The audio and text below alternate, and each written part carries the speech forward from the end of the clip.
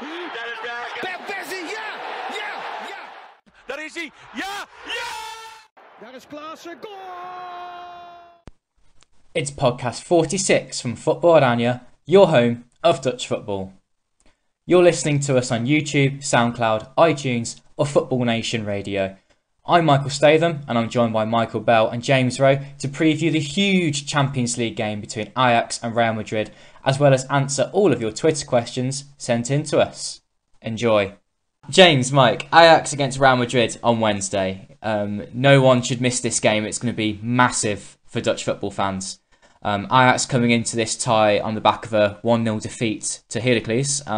Is that going to impact them for this game? The fact that it's a huge blow in their title race? For me, I would say yes. I think if Real Madrid scouts were watching that game on Saturday, they would be rubbing their hands with the form that they're in. Ajax were a shambles all over the pitch, defensively especially. Heracles, they only won 1-0, but they could have got 2 or 3 goals in that game. I thought, the players just weren't coherent. They weren't playing as a team. They were just a shadow of themselves before the winter break. And, it's a good contrast because I think if we did this podcast, say at the end of December before the winter break, we'd be going, oh, Ajax are flying. It's Real Madrid that are the shambles. But now it's totally turned around. It's Real Madrid that are the team that's flying. They just beat their rivals on Saturday, Atletico, and Ajax are a shambles. So it's going to be interesting to see how they pick themselves up for this one, because it's a crucial one. They need to get out of Amsterdam with a victory if they're going to have any chance of getting through. I think that they've been looking forward to this game for such a long time that I think they'll give their all, and I expect a reaction at the home match against Real Madrid in Amsterdam.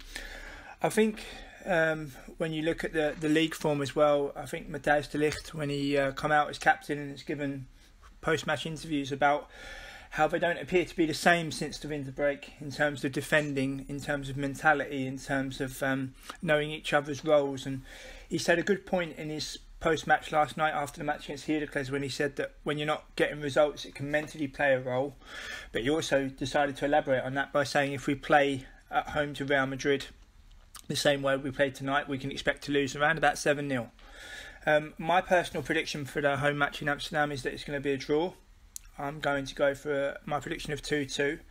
But I fully agree with Mike. If Ajax harbour ambitions to get through to the quarterfinals, they've got to win. Real Madrid are so much improved under a tricky start under Solari, where they're putting 3 or 4 goals past teams like Girona and Espanyol, and obviously winning at home to Sevilla, and they played well against Barcelona midweek in the Copa del Rey. Vinicius is providing a completely different outlet to them in terms of attacking threat and pace.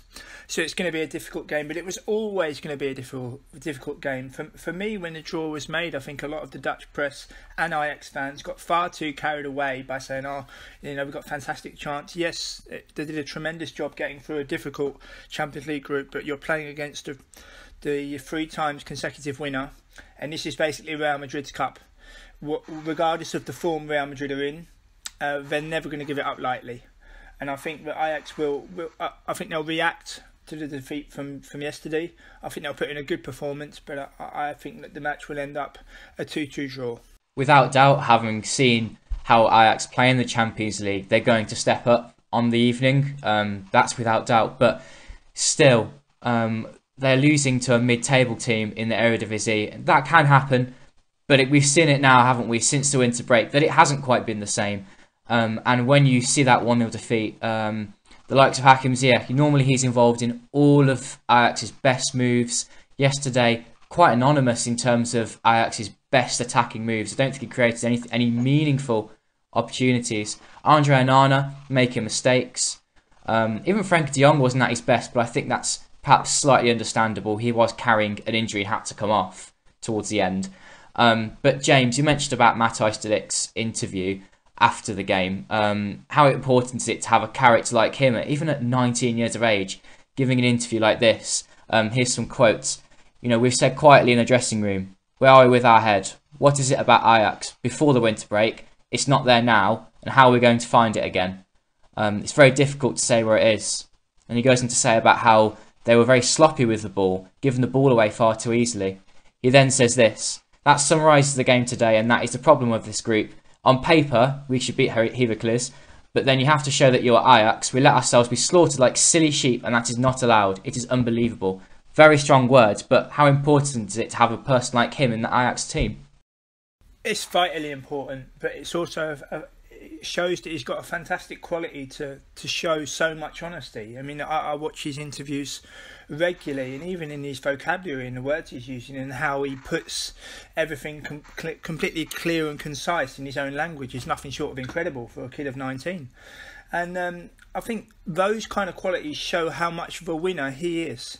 I mean, I've watched him play live on many occasions, and the last time I watched Ajax before the winter break at home was when they beat De Graafschap 8-0.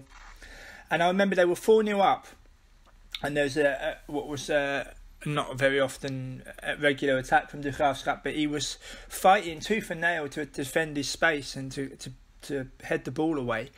And he's just so assured to be so young. You know, it's one of these once in a lifetime, once in a generation players that come along, and because of the way he is intelligence wise, I'm convinced that when he does leave Ajax, he's gonna surprise everybody with his choice of where he's gonna go, because I know people are linking him with basically every European club, and rightly so due to the qualities he's got. But I'm convinced that he's going to assess his options properly, and he's going to make the right decision for him. And be very interesting to see what team he eventually chooses to kick on in the next part of his career. Just something to point out about this, though. It's basically the same quote as what he said after the Feyenoord game. And for me, it's a bit of a worry for Ajax that, you know, they got hammered 6-2 by Feyenoord, and he comes out and says stuff like this. And then they lose to Heracles 2 weeks later, and he's still saying the same thing. Isn't it down to Erik ten Hag to have figured this out by now? They seem to be wondering why they're playing like this for the past 4 weeks, and still can't figure out why. I've seen in the Dutch press that ten Hag's come under a bit of pressure after the result yesterday. But surely it's time to start looking at him. He doesn't have a plan B. His substitutions were a bit strange yesterday. Surely after the loss to Feyenoord, he should be shoring up that defence, but he just look a shadow of themselves. So how much of this is actually down to Ten Hag at the moment? I think it's a great point, and you're right, Mike, about coming under pressure from the Dutch press. That pressure started really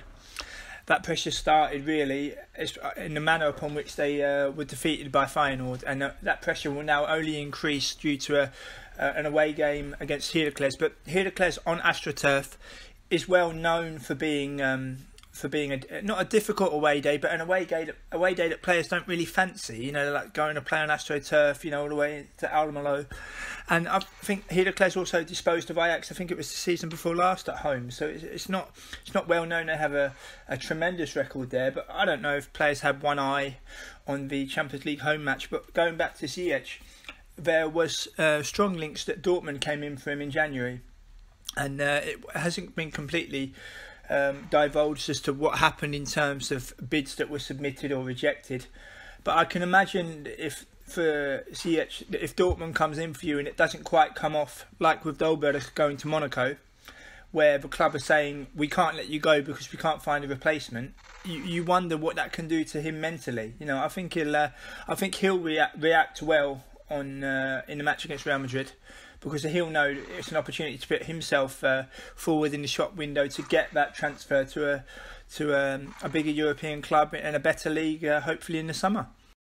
It's interesting how you've been mentioning the potential transfers of Ajax players, because some of the reactions on Twitter picked up on this and perhaps trying to explain why Ajax struggled so much against Heracles. For example, Cam, he says, are the current Ajax players too concerned with their next transfer move? PSV and Feyenoord, during their recent league title, didn't seem to have much drama and transfer talk every transfer window. It's the only conclusion that I can come up with since they've had so much talent. And also, Gareth says this: are the recent struggles at Ajax down to players being distracted and thinking about their futures and putting in selfish and poor performances? I think that's a valid point, but I think should Ajax not win the league this season, it's 5 years since the last league title. And you think of all the common denominators about that and what's led to that. I think the players have really got to regroup, because, you know, it would be sad for Frenkie de Jong, for example, to leave for Barcelona, not having won anything in his homeland. You know, you don't know how his career is going to kick on at Barcelona. I'm sure he'll win trophies, but as a Dutch player, you know, born and raised in this country, to leave the professional game in this country not winning, yeah, that can leave a little bit of a strange question mark. So I think the players have got to really regroup and try to win something, even if that is the Dutch Cup. They play Feyenoord in the semi-finals. And but yeah, it all depends on the Utrecht's PSV this afternoon. Should PSV win, it'll be an 8-point gap, and with only 12 games to go from here on, it's looking unlikely that Ajax would turn the tide. But I still think, you know, that there's still a few twists and turns ahead, I believe. I think for me, I saw it described yesterday as Ajax aren't a team. They're 11 individuals on a pitch who all look after themselves. And I think that performance yesterday highlights that. There's a moment midway through the second half where Ziyech played Huntelaar through on goal. And Huntelaar, you know, hit it against the goalkeeper, and behind him, Ziyech was throwing his arms up in the air and, you know, having a go at Huntelaar for missing. And I think that's just Ajax at the moment. They're not a team. They don't play for each other. They're playing for themselves. And I think that comes down to the leadership around the club. If you look at the best Ajax sides, they all had a leader. You know, Van Gaal wouldn't allow these players to get control. Rinus Michels would have been in charge of the Ajax squad of the 70s. Is Erik ten Hag that strong a personality where he's taking these players and bossing them around? I don't really think so. I think maybe the dressing room maybe has a bit more of an influence on this side, and I think that's one of the reasons why Ajax are dropping in form at the moment. It's an interesting point, and I guess you're right about how it doesn't matter about how the players think about the future, because the manager is the person that's going to take control of that. And Ten Hag did come in for some criticism when he first joined Ajax about that sort of thing, didn't he? And it was a lack of control over the players, a lack of ideas with the squad, players giving him rude remarks almost, and him not fully dealing with it. But then after that, it all went very quiet once he was getting some fantastic results in the league and in Europe. But now it's spiraled back down to this situation where he simply doesn't have control. Is it as simple as that with Ajax? I think he's feeling the pressure as well. You know, if you think of the experience he's got as a manager, you know, with the likes of Go Ahead Eagles and Utrecht and the reserve team of Bayern Munich when Pep Guardiola was there, I think he himself is feeling the pressure. You know, it's the biggest club in the country. It's a huge club to manage. You know, there's always different interests from all over the club. You know, it can be difficult at times. I think he gave himself a massive shot in the arm to get through the Champions League qualifying rounds and the Champions League group. But, you know, it can take its toll, you know, especially when you lose to Feyenoord in such a manner. You know, I mean, to lose that game, you're in for criticism regardless. But to lose that game 6-2, and now to go away to Heracles and also lose, the pressure's mounting. And he's got to find a balance now of regrouping those players to have that final push for the season. Because I'm convinced that should he not win anything with this group of players, and should he not show what's needed, I think Ajax may well look elsewhere in the future. So that's more about Ajax then. Let's concentrate slightly on Real Madrid. They're on a run of form of played 7, won 6, drawn 1, and that draw was against Barcelona in the Spanish Cup. Now, this is a completely different team to the one we were talking about in December when we spoke briefly about Real Madrid coming into this tie perhaps with some poor form, but they've turned it around, haven't they? They have turned it around, but they were always going to get themselves up for their competition, their cup. You know, to win it 3 times in a row it's the stuff of miracles, really, and they're not going to give it up lightly. And they're in such good form under a tricky start with Solari that they will give Ajax a tough game. But Ajax have got to stand toe to toe to them and try to fight. and try to get something out of the game, primarily a victory if they do harbour ambitions to get through. But Real Madrid at home is always going to be a big ask. But this is what the club wanted. Going through to the qualifying rounds when this all started against Sturm Graz and Standard Liège and Dynamo Kiev. They wanted to entertain the biggest clubs in the world at home. They wanted to give the likes of Bayern Munich and Benfica a good game, and they did that, and they caused a surprise. So, this is what they wanted. So they mustn't forget that. But you're never going to find a Real Madrid side that are lacking in heart or energy in that respect. And I think in Amsterdam that will be no different. Okay, and one of the most recent results within those 7 games that they played was a 3-1 victory away at Atletico Madrid. So that, they're really coming back into a rich vein of form. Who do we think some of the key battles will be in this tie between some of the Real Madrid players and the Ajax players? I think for me, you look at the Real Madrid squad, and there's talent all over the pitch. I mean, Vinicius Junior has been a great addition, but you got to look at Benzema. He's in great form at the moment. He scored 4 goals in his last 5 games. And you look at with the way Daley Blind defended against Heracles, and you've got to be worried that Benzema might run riot, especially with Gareth Bale on form next to him as well. I think the front three of Real Madrid are going to have a lot of joy against Ajax if they don't shore up that defence. At the other end of the pitch, it seems to me that Ten Hag's been rotating the striker at the moment. Kasper Dolberg and Klaas-Jan Huntelaar either of them haven't been in great form recently, and it's going to be up to the likes of Ziyech and Tadic to really fire this Ajax side to a victory. I think Ten Hag might even go back to his trusted Champions League formation of playing Tadic for the middle because of the form of Huntelaar and Dolberg at the moment. I think Tadic and Ziyech are going to be the key men for Ajax. Yeah, I think Michael makes a great point about Ten Hag going back to his Champions League formation, because I think that, along with the determination of the group of players, got them through the group phase. And when you look at the quality of that Real Madrid side, you got such a winner in Sergio Ramos, Toni Kroos, Modric, Benzema, as Mike says, is in great form. But I think Vinicius as well, he provided such a different outlet for Real Madrid in the Copa del Rey. I think that he's gonna push on, and he'll give Ajax something different to think about.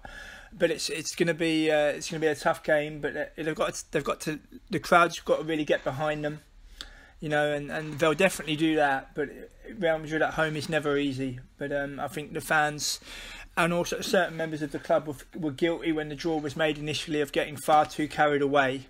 And they've got to regroup and really fight hard against Real Madrid in Amsterdam, and that's why I think there will. I think there will be a reaction, but my prediction once again is a draw. Yeah, I think if we're just going to give our predictions now, James, you think it's going to be a draw? You said 2-2 early. What do you think, Mike? Yeah, 2-2. For me, I think it's going to be a Real Madrid win. I think there will be a reaction from Ajax, but as I said before, this is possibly 11 egos on the pitch, and I think they'll raise their game against the bigger side as in Real Madrid to show themselves. But I think Real Madrid are going to have a bit too much in their attack, and I think they're going to win 2-1. And that's my prediction. I hope I'm wrong, and I hope Ajax can do something great for Dutch football, but I just think if you look at the two sides at the moment, there's only one clear side in form, and that Ajax defence, to me, is a bit of a worry. And then you've got Frenkie de Jong's injury as well. Is he going to be fully fit with his groin injury? He looked really bad against Heracles, came off, he had ice pack on his groin. He's got 3 days to recover. He's going to be chomping at the bit to get this Real Madrid midfield ahead of next season, but you need a fully fit De Jong in there, and I don't think he is going to be fully fit. So I think everyone's pointing towards a Real Madrid victory in this one, sadly. Yeah, I think if you've watched Ajax in the league since the winter break, this is not the same team that was playing before the winter break, and I would have been a lot more positive before and perhaps suggested a win was possible, but now I'm thinking maybe a 3-1 win to Real Madrid. The defence isn't what it was. It's not as solid. There's mistakes riddled in there. I think that will affect the confidence. I do think that Ajax will get themselves up for the evening for the occasion, and they'll really put in a much better performance, but I don't think it's going to be enough, unfortunately. Therefore, 3-1 defeat. Let's move on to some more of our questions that we've got that are related to the Eredivisie this week. I'm going to skip over one of them from Alex Jans. He would like to know more if Ajax going to have a big rebuild of players in the summer. And I guess we'd all say we imagine so, with certain key players leaving, De Ligt, Frank de Jong, of course. And there is certainly, he said about CF being a passenger, and I think he's right. But whether some of these new players are going to come in and replace them, how long will that take to settle, we're not sure on. But one question that's related to that is Calvin Stengs. Vic would like to talk about him, as he's been linked with a summer move to Ajax. Or is it possible that he might move to another league, the Bundesliga or Serie A? I think something interesting came out in the Dutch press this week that Max Huberts, the AZ director, was involved in a radio show and he was speaking to a couple of Dutch journalists, and he got asked about the possibility of Calvin Stengs leaving, say, for Ajax in the summer, and he was basically said that the club don't want to do business with either Ajax or PSV anymore because, one, they want to close the gap, so if they keep selling their best players to Ajax and PSV, there's no point. And the other one is that there's a gentleman's agreement between all the big clubs at the moment that, say, if AZ have a youth player coming through that's 15, Ajax won't try and poach them. And I think they've gone against that recently, and AZ basically aren't very happy. So I think at the moment you'd say that AZ really don't want to sell him to Ajax, so that deal doesn't look very likely. I guess money talks, and if Ajax put in a bid of 20-30 million, AZ probably aren't going to say no. But for AZ fans, it seems positive that Stengs came out at the weekend and said that he wants to stay next season as well. We'll see in the summer he's got Rowe as his agent now, so if a big club comes in for him and if he keeps the form up, that's exactly what's going to happen. I predict that he'll get a Netherlands call up next month. I think he'll be playing this sort of form until end of March, and you've got the likes of Kluivert, Dilrosun, Dan Juma all not playing at the moment, so I think that opens up a gap for him. I think he'll take it, and I think we'll see soon that the bigger clubs around Europe start to take a notice in him, and I think a Bundesliga move would be perfect for him. I think he's done really well to come back from his terrible injury. To come back from such a terrible injury at such a young age, he's done really, really well. I wonder if a move to Europe, to another country, would come too soon. I think for him personally as a player, for his development, I know there is a gentleman's agreement in place, but he's got to look at what's best for him. I think it would be best for him to go to Ajax first, and then playing regular European football as well would help him become even better in his development before looking for a move abroad. I wonder, to come back for such a terrible injury and then not so long afterwards, after playing out of your skin, to go to the likes of the Bundesliga or Serie A, if that may come a little bit too soon for him. So I think I said as well, with the assistant of Van der Brom, Arne Slot, taking over next season, I wonder if Stengs is going to kick on under such a manager. And so I think the best thing for him to do would be, if Ajax do come in for him, to try and get that move in order to push on in his development. I'm just delighted to see Stengs back on the pitch, Razed, and because when he first came back from his long-term injury, he just didn't look the same player. I guess we can't expect him to be 100% the way he was straight away, but it did take him a few months to really kick back into gear, and now he looks like a quality player again. And that's my personal opinion. I just think that he's better off staying at RZ for another year or two and then going to another league, so he can progress with the club rather than weaken the club further and further divide this gap that's developing between the top three and the rest of the clubs. Because someone like Stengs can make that difference, and win RZ plenty of games to get them closer to that top three.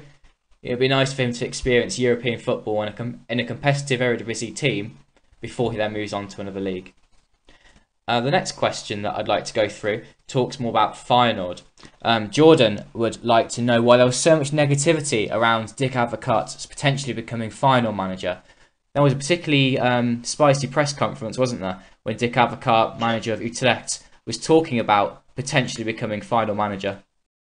Yeah, I thought he was really honest in the press conference, and the two things that stuck with me were as follows. Advocaat described Advocaat describes Feyenoord as a great club, but a difficult club, where the club and the squad in particular are they're due for renewal. The team is due for renewal, and it's going to cost a lot of time and it's going to cost a lot of energy. And he's at the age of 71 now, and whether he's got the energy to really want to do that. And he's been around the block so many times. He's so vastly experienced that he knows that is he the man to be able to do such a thing at that age. And I think he was politely saying, no, I'm not. And I think that needs to be applauded, because he's often been criticised, Advocaat, for taking the money everywhere he goes. And, by the same token, he could have said yes to Feyenoord, and that would have been that, or that appears to be the case. But I think for Advocaat to say no, the new manager of Feyenoord must be a younger manager who's got to rejuvenate the squad and look forward to a move to a new stadium as well, and get the whole fans behind them and be ready to go into a new era together. And I think that Advocaat, he worded that really well. And I think he's not the man to become the new manager of Feyenoord. He knows that himself. But I thought his honesty is something that needed to be applauded. For me, if I was a Feyenoord fan, I would be a bit worried about the summer. I think as a club, they're not a great proposition at the moment for a coach coming in. The best player is going to retire in the summer in Van Persie. Then you're looking at probably 3 or 4 of the best players leaving. St. Just, Vilhena, Jorgensen, Berghuis. They're all going to look to get moves away. And then with the new stadium coming, is that money going to be made available for transfers? Probably not. So somebody that comes in is going to have to look at the youth that's coming through the club at the moment. There's a lot of young talents coming through there. They're going to have to be the backbone of the squad next year. So coming into that squad without key players and basically just being a stopgap until Dirk Kuyt gets his diploma, which just seems what Advocaat was. They basically just went, okay, we'll wait for a year until he gets his right coaching badges. Advocaat, you'll come in for a year, see over the squad. I'm sure you'll do fine, and then we'll kick on after a season when we'll have a bit more money. So for me, I think next year is going to be a difficult one in Rotterdam because I don't think things are in place for a major squad overhaul in the summer. I think Dick Advocaat is a stopgap manager for Utrecht, and he would be the same thing for Feyenoord. It's not an ambitious appointment. It's a solid appointment, but I'm not sure that's what Feyenoord need now that Van Bronckhorst is leaving, because he has been that solid manager that's overseen a good period in the club's history, but now it's over. It needs something new and fresh rather than someone like Dick Advocaat to come in. The final question we have this week comes from William, and he would like to know where Arjen Robben is going to be this summer. Does Groningen have a chance of signing their former player over PSV? I guess we're going to play devil's advocate in this one, but I'm going to say they possibly have a chance. I mean, they have. He is a fan of Groningen. He's at the games regularly. They can pull on his heartstrings, saying that if depending on how he feels at the end of the season, he's had some injuries this year, so he might see next year as his final year. And what better way to end his career than playing at his boyhood club, the one that he loves, for just one more year. That's the angle that they're going to pitch to him, that he's a hero for them and he's got to stay there for a year. Obviously there's PSV coming in from as well. They would offer him European football, a chance to win a title again. And according to reports in Germany, there's clubs from England, Italy, Spain all looking at him, and ones from Japan. I don't think he'll take the one from Japan. I don't think he's the sort of player that wants to go somewhere just for one last paycheck. But I think it is generally down to PSV and Groningen, and it's who can give him the best offer for him. But I think Groningen have a small chance. It's a small chance, but they have a small chance, definitely. I think it will be PSV. I think what will see the deal over the line is that I think PSV will make it clear to him that after that season playing, that they'll make the pathway clear for him to join, maybe with a backroom staff or to train up the youth players. And I think he'll be really, really attracted to that. You know, this is a player who's one of the best Dutch players of his generation, who's had an absolutely tremendous career. You know, he's the most decorated Dutch player in terms of titles and medals and the amount that he's won, and to be such a role model for so many young players as well, and that it's just had a tremendous career. But I think with the deal that PSV are putting in place for him to, basically it will be his choice after that playing season of, do you want to join the backroom staff? Do you want to help train up the young midfielders maybe? Do you help him with the young players? I think he'll be really attracted to that. So I think the whole package that PSV will offer, I think he'll, although his old club does make a good point. Yeah, they might have a small chance, but I think the package that PSV will put together and the way they'll put it together will be too good for him to turn down, I think. Yeah, fingers crossed we get to see him play back in the Netherlands anyway, because what a legend of Dutch football. And yeah, let's hope he gets to play again, perhaps in European football with PSV. James, Mike, thank you very much for joining me on this podcast. You're more than welcome anytime. Thank you. And we will make another podcast very soon with a full comprehensive overview of the Eredivisie, Ajax against Real Madrid's result, and with a look ahead to the Netherlands games coming up in March. Thank you for listening. That is back up. That is back up.